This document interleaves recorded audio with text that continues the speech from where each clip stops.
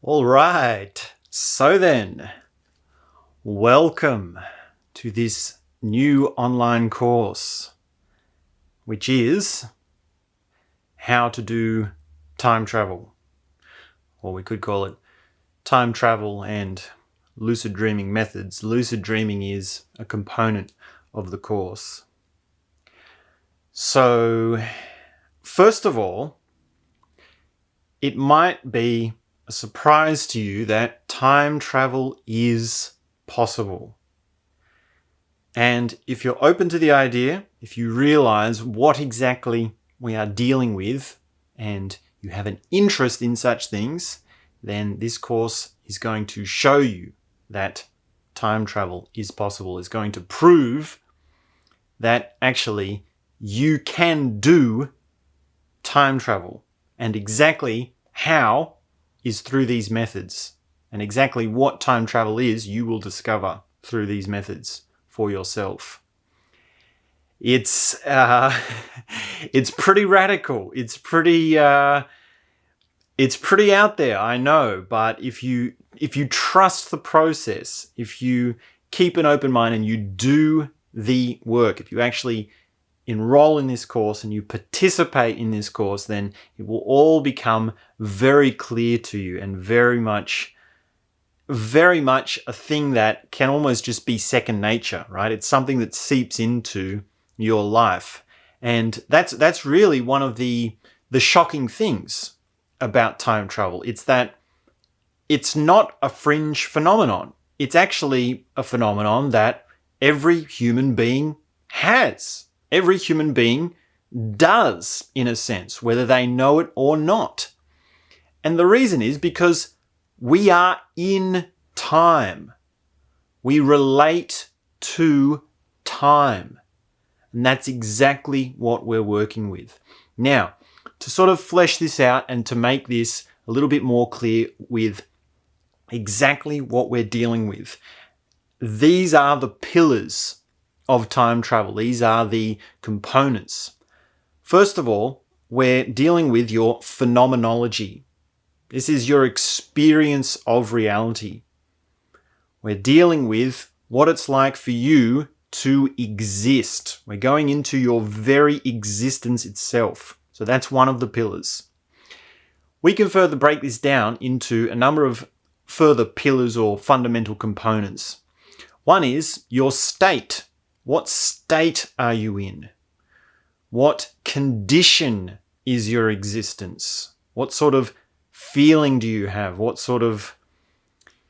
It's quite hard to really define state because it's not exactly feeling as in emotion or necessarily just sensation of the body or perceptions or environment. It's something a little bit more than those things. It does include those things, and we work with those things, right? We work with feelings, we work with perception, we work with sensations. But the state is that sort of extra thing. What state are you in? And that's an important component of all this. Now, we also go into location or non-location experiencing. And this is basically the idea that you are here and you're also not here. And these two things are actually a sort of spiritual or experiential truth that we can play with and work with consciously, and we can go into deeply. Like, are you really here? Are you here in this room? Are you listening to what I'm saying? Do you really notice what exactly is going on right now? So that's one sense. That's one side of it. That's one sort of component of this truth, that you are here and you are also not here. The other side of it is when you are not here. This is when you are in this room, wherever you are, right? You're sitting at your desk, you're sitting on your couch, right? I'm sitting on my couch. And I can actually go off into another place. I can begin by, well, first of all, thinking about another place. And then I visualize the other place. And then I have the narrative that is building up of the other place. And if I'm doing this on deeper and deeper levels, I'm actually going into the place experientially, and then my sensations and my feelings and my perceptions are going to occur within me, and then I'm actually going to be in that place. I'm going to experience that place, which has nothing to do with, this camera, this couch, this room, these words that I'm saying, the things that I see all around me right now, right? It's a totally different place. So that's a start on non-location experiencing. And the way we work with that is by separating you from your physical body. And this is also known as, well, another version of this, another form of this is astral projecting or out-of-body experiencing, which is related to this, but we're really taking it into a more broad and diverse way of working with the non-physical body. So that's another component. Now, another truth to time travel is that you have arrived where you are through history. You have a past. And you have not only a personal past, but what we might say is the collective past, or the past of humanity, the history of humanity, right? The ancestors that we all share, the events that have occurred in the past.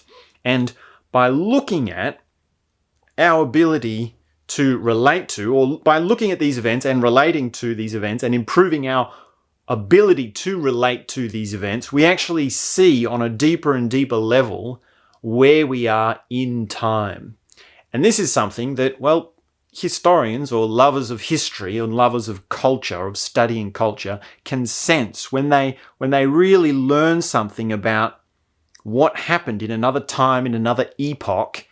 They get a feeling, they get a kind of supplement to their perspective. They get a supplement to their experience of life. That's the passion of history. That's the juice of history. The more you learn about the past, the stronger that supplement is. Now, the other side of this is your own personal history, right? Your own autobiography, your own story. And we do go a little bit into that. Of course, that's a very deep component of self-knowledge and self-awakening that is ongoing, but that's another component of this. So that's just a little bit of what we're working with. And basically, to go about doing these, we do meditative practices. So you sit, you close your eyes, you follow along either the guided meditation or the instruction meditation. Not all the techniques are guided meditations. There are other components, but that's what we're working with. And through this process, through this learning, you will discover where you are in time. And that is so profound. That is really, it's really the depths of existential realization.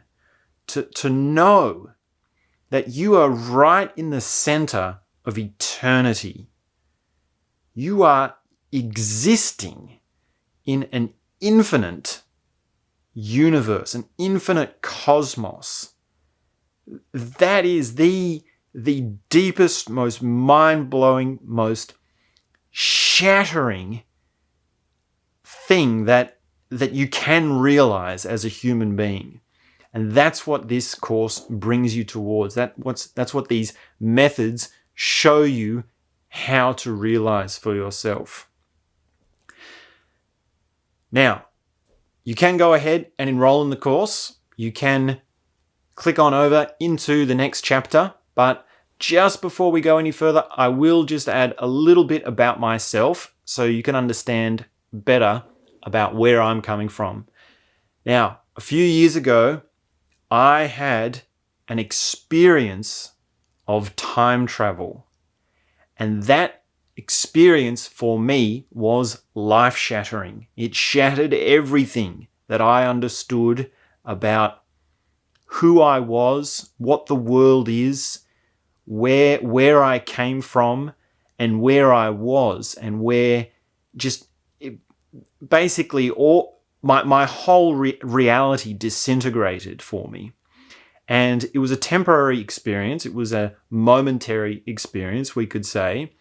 But that experience is something that has stayed with me. It's something that has shaped the rest of my life in so many ways. And it's taken me almost 5 years to be able to really understand what was going on and what happened to me. And I actually went to India to study meditation and to find out about time dilation and phenomenology and non-location experiencing and astral projecting. And I did all the research, I did all the learning, I did all the practices to actually figure out how this happened to me and what it really means and what I can do to actually help convey this experience, because it will change your life like it did for me. It's a personal treasure that it's worth more than anything. It's worth more than anything to me in my life. So that's a little bit about my story. That's a little bit about where I'm coming from. And I will share a little bit more as the course goes on. But of course, the course is primarily concerned with conveying the methods, conveying the techniques. So when you're ready, enroll in the course if you haven't already, and then click on over into the next chapter or the next lecture, and we'll get underway with really getting on to how you do time travel.